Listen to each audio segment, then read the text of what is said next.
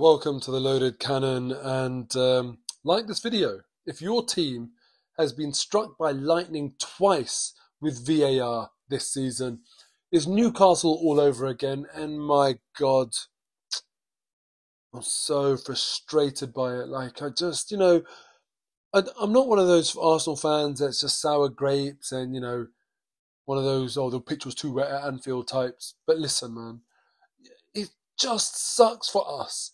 It's always Arsenal. It just feels like it's always Arsenal. And I know other fans of other teams are going to feel like that as well. But honestly, it really feels like more than any other team, it's Arsenal get these stupid calls from forgetting to draw the VAR lines to these, to these ones where I'm not even disputing the ball could have been in play. Because clearly the camera angle that we had that could have categorically said whether it was in play or out of play today, Bowen's body was overlapping the line, which means that you can't definitively tell whether the ball was perfectly in line with his body and therefore slightly over the line, or whether there was gap between ball and line. But, to me, it looks like it was very, very likely to be off. I just am so fed up. Newcastle, it happened, and I completely accepted that, yeah, from different angles, the ball looks like it could be over. We saw it in the World Cup as well. And, it can happen. I get that it can happen because of the curvature of the ball. But get the bloody angles. Get the right camera angles. That's what we need to do. So we're not sat here talking about this all the time, that, oh, curvature of the ball, we don't know. No, we should know.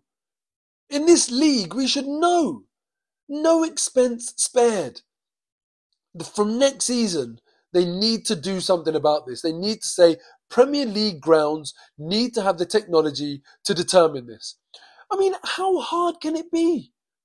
It cannot be that hard.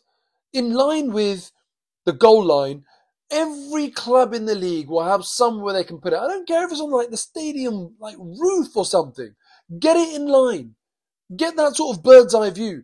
Have one on the goal, looking down to the corner flag, and then vice versa from not obviously on the corner flag, but from the advertising hoardings to the goal or something. Have it looking both ways in case body's in the way. Have a bird's eye view as well. Do whatever you need to do. I'm sick of this costing us.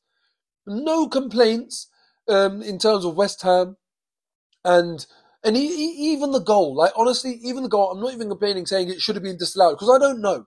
No one knows. And it's on that basis they had to allow the goal. So on the pitch, the referees have done the right thing because, if the lino didn't think it was out, he hasn't given it, and then there's not enough conclusive evidence to overturn the ref's decision or the on-field decision.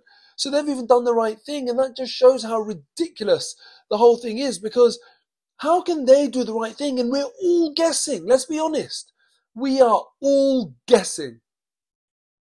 They need to bring in better technology, where it's absolutely binary. They need to do the sort of automatic offside thing as well that we had in the World Cup. They need to get these camera angles to just monitor the lines on the pitch. It's not hard. It's really not hard, is it? Moving on from that, because bloody hell, I could talk about that all day. I'm so frustrated. Look how dearly that has cost us. The last 4 games, we've got 4 points. 4 points out of 12. And in 2 of those games, this has happened. Newcastle, we lost 1-0. West Ham, we've gone and lost as well. And in a way, the fact that they scored from a corner, that's nothing to do with the goal that we conceded, because it's not like we've overcommitted. It was from a corner.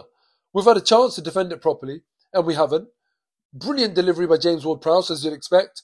Really, really good header by Mavropanos. But man, last 4 games, how much have they cost us? And this issue has cropped up twice. We lost to Newcastle away, then we beat Brighton, then drew away at Liverpool, and now lost at home to West Ham. That is not good enough. And look, now Man City, again, breathing down our necks instantly. Just when we thought, they've been on awful form. And just when we thought, we can actually get them breathing space between us and them, that's it. They come back and win, we lose, and we're not good leaders. I'll tell you that. And I know we weren't top of the league today, obviously, like Liverpool were, but the fact that we knew that if we win, we go top. I have never, ever felt comfortable with Arsenal being the league leaders or having that sort of pressure of returning to the top of the league. We're not very good at it. And we need to overcome that if we want to win a title. Let's be really, really clear and honest about this. 2 seasons ago, the business end of the season, to get top 4, we didn't deal well with it. And we semi-bottled it, threw it away. Last season, we were in a very, very good position in the league. We did not deal well with it. We bottled it, threw it away. And now, again, you see the signs of that. There's no pressure like the last 10 games of the season, last 8 games of the season, etc. But, a sort of example of that pressure is when you are the league leaders, and we don't deal very well with it. West Ham, let's talk about them because I think we should. They were brilliant. Bowen, Kudus, they were so good in terms of applying the tactical game plan that West Ham had. Paqueta as well, how good is he? And when he went off, I honestly thought to myself, thank God for that. Now we might be able to turn it around. But even then, David Moyes with a brave attacking sub as well, actually, after that. And they did brilliantly. West Ham did brilliantly. I cannot believe, sometimes I don't understand football fans. I cannot believe there's West Ham fans out there, after what he achieved for your club last season, that you're complaining about David Moyes and wanting to get rid of him. Are you crazy? Look at where you are in the league. You won a European trophy last season, and people want to get rid of David Moyes. Crazy. Anyway, enough about David Moyes. I was convinced today, I had this funny feeling that an old boy would score in this game. An old boy would score against their old team, basically. And when I thought that, I was thinking Declan Rice. And I had a funny feeling that, we're going to have that. It happens all the time in football, doesn't it? It wasn't even on my radar that Mavropanos might be the one to do it and not Declan Rice. And let's be honest about this. Declan Rice has probably been, in fact, I'll say definitely been, our most consistent player this season. Every single week, an 8 out of 10. But not today. Today was probably Declan Rice's worst game in an Arsenal shirt. It's a shame that I had to come in sort of the Declan Rice derby against West Ham. And I'm sure he'll pick himself up and go again next week because he is absolutely quality. And as far as Arsenal fans are concerned, we just have to kind of say, listen, Declan, head up. You're brilliant every single week. There's going to be a bad week. It doesn't matter. If we have one bad week or even 2 bad weeks in the entire 38-game season for him, that's fine by me. That's normal. We're all human. And I'm not going to throw my toys out of the pram with this defeat. We are in a brilliant position in the league. Let's not forget that. We are in a brilliant, brilliant position. And if someone had offered this to me at the start of the season, I would have said, yeah, of course. Of course I'd take that. We're in, right in the mix of it. And hopefully this will be a kick up the backside. It was a very good result, I thought, at Anfield on the weekend.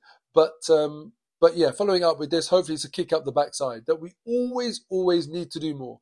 30 shots on target. 30 shots on goal, only 8 on target. And when you look at the quality of those attempts on target, they weren't good enough either. West Ham defended brilliantly.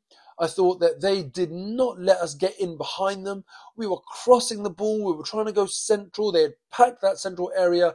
It was a absolute blueprint of how you need to play against Arsenal. West Ham did brilliantly. So credit to them, credit to David Moyes.